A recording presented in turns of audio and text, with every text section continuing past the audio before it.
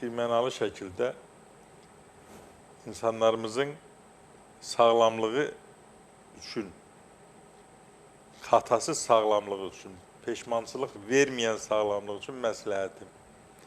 Mütləq vaxtaşırı müayinə elədim, müayinədən keçin. Kişilərin hamısına məsləhətim.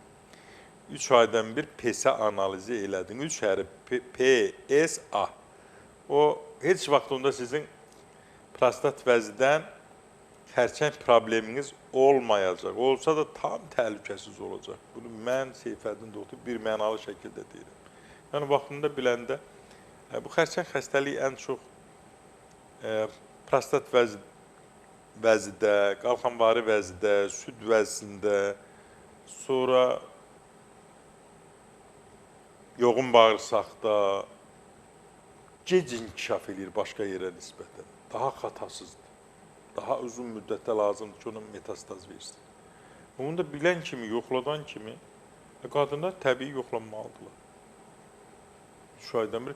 Hər səhər hər qadın öz süd vəzlərini əlinlə yoxlamalıdır. Əlinə bir bəhrilik dəyən kimi, onda mütləq getməlidir. Bu seyimlə yoxlanmalıdır. Orada desə nəsə var, onda digər mamografi olunmalıdır və digər. Yəni, vaxtında düşürsən, həll edirsən, çıxır gedir.